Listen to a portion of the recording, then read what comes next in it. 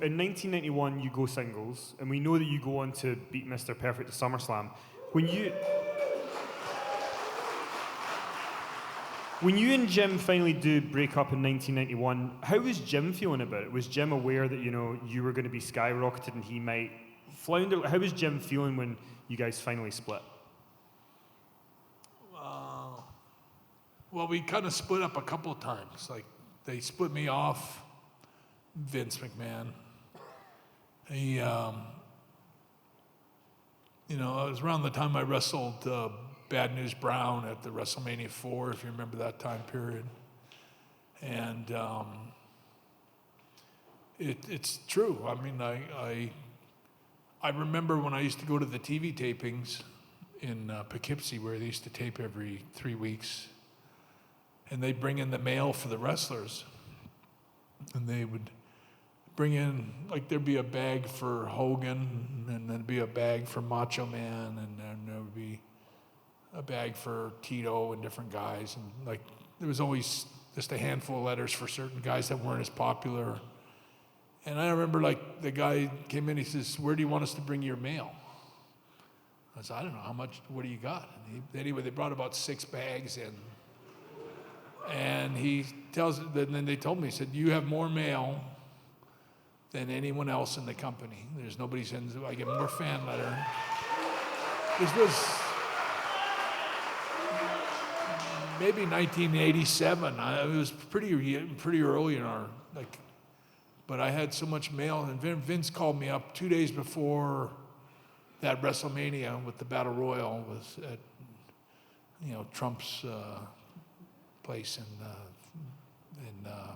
New Jersey there. But we just had such a great time being heels. It was hard for me to get used to being a babyface. But Vince pulled me in his room and he goes, "We have more mail for you than anybody else in the companies." And he goes, "I don't know what it is. Maybe it's the hair, the sunglasses, or..." He goes, "What's that?"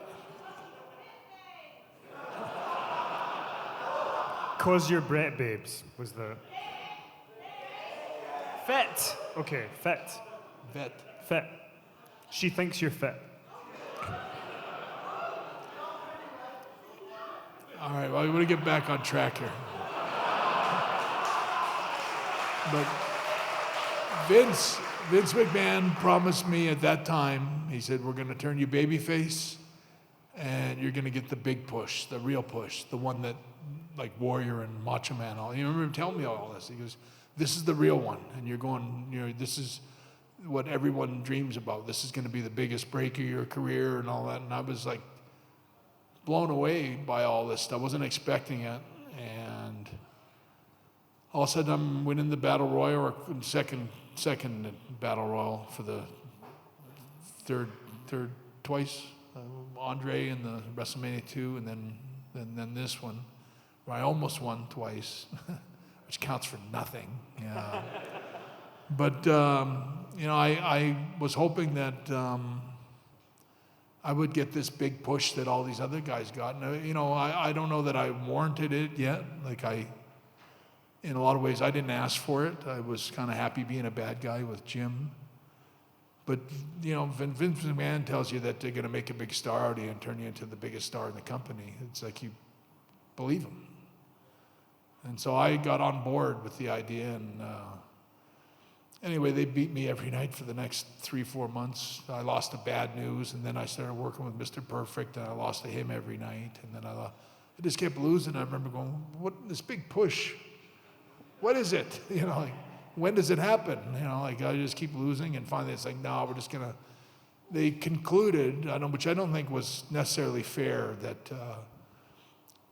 that I had no charisma, or that I had no mic skills, or that I didn't have any personality, and so they just demoted me back and eventually put me back with Jim again, which was, I remember going, "How does anybody get over if they turn you babyface and they beat you the first time you wrestle?" Like, I lost to Bad News the first night I was on the road. I was like, "How does this work?" Like, I'm wrestling Bad News, and I love Bad News as a friend and a guy, but he was no fun to wrestle. And it was kind of like a kiss of death. I wrestled Bad News, and then everything just went straight down for me. And I was sort of, I think if you were going to sum up Bret Hart in 1987, 88, he's a great wrestler, but he'll never draw a dime. That was kind of the consensus at the time. And I always thought, you didn't give me a chance. You killed me off right off the bat. Like as soon as I got out of the gate, you pinned me, and then you pinned me again, and pinned me again, till it didn't mean anything being in the singles. And so when they tagged me back up with Jim, I was happy to get the hell away from all of that and be back with Jim and back on the road. Now Jim and me were baby faces. But we turned out to be a great team as baby faces, so we turned a negative into a positive, and eventually I got my push 5 years later or something. But. And when in 1991 you were finally getting your singles push, how did Jim feel about it? Was he kind of happy for you that you were going to be moving on to be IC champ and stuff? I don't say he was happy about it, because I think he really liked being with me. We were really close. Jim and me never had an argument. We never had one argument ever about anything. We got along so good and laughed so much. I could tell Jim Neidhart stories all night long, but we had so much fun together. I think Jim could read the writing on the wall that I was starting to become more and more popular, and I was becoming the more over one on the team, probably like Sean and Marty too. But I think Jim could just see it coming, and Jim had his own problems at that time, and I think it was inevitable that it was time for us to kind of part ways for a little while. And then in January of 1992, you dropped the Intercontinental title to the Mountie on a house show before Royal Rumble. There's lots of stories that around that time you were negotiating with WCW for the first time. What were those negotiations like? Were you really considering leaving at the beginning of 1992? What's the story? I got a call. Somewhere I got word to call WCW. And so I called, and Ric Flair was the booker.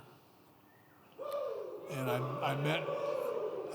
met Rick a couple of times, and he was a super fan of mine. He really just gave me the most praise in the dressing room and talked about he'd been waiting months to meet me, and I was a big fan of my work. And he said the nicest things about me at the time in the dressing room.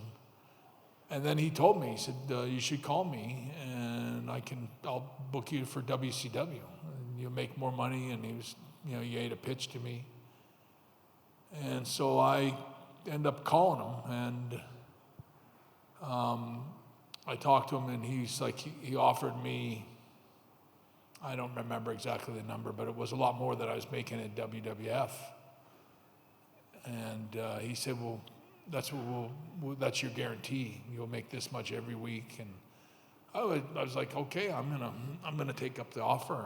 And that was when I think there was a hurricane or something in North Carolina where they were all working out of. And I called Rick. He said, call me Monday or something. And I called him the next day or 2 days later. And it was just one of those typical things that happens in WCW, where I think they told Rick that even though he's in charge, that he doesn't have the control or the power to hire somebody like me and offer me a contract. And the money that Rick promised me, they took the offer away and said that there is no offer. That offer's off the table. And then they offered me like half of that or a quarter of that. And I was like, well, I'm not going to go there for that. So I passed on it, but the rumor got around to everybody in the dressing room that I was leaving the company and going to WCW, I was almost gone, because I was going nowhere at the time as far as my career went.